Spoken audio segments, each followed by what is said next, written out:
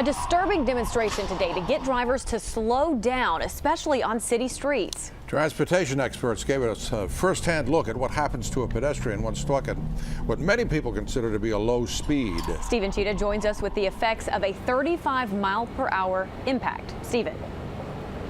Autria, this is a dangerous intersection here on New York Avenue for pedestrians. Now, in this part of the city, people often drive 35 miles an hour or faster. Today, we saw the devastating effects of going just a few miles an hour over the speed limit. At 25 miles an hour, the Jeep Cherokee stops in time. At 35, it's a different result.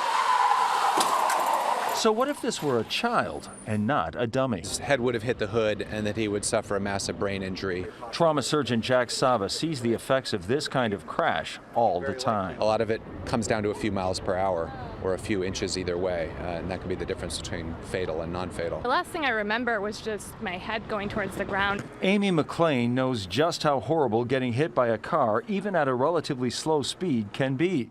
2 years ago, a vehicle struck her as she crossed a street in Adams Morgan. She still walks gingerly.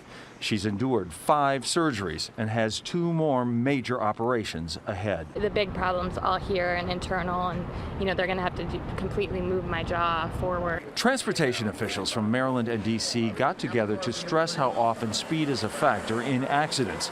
They held this demonstration to drive home the point. Amy McLean hopes demonstrations like this are effective. If the woman who hit her had just been going a few miles an hour slower, McLean's injuries might have been far less severe. That day changed my life. It gets worse. I mean, I still have a hard time crossing the street. I still get very startled if someone's making a left turn and I'm crossing. It's even hard for me to be inside a car. McLean also says that she knows she is very lucky just to be alive. Now, authorities say demonstrations like today's combined with speed cameras and beefed up enforcement hopefully will get more people to slow down.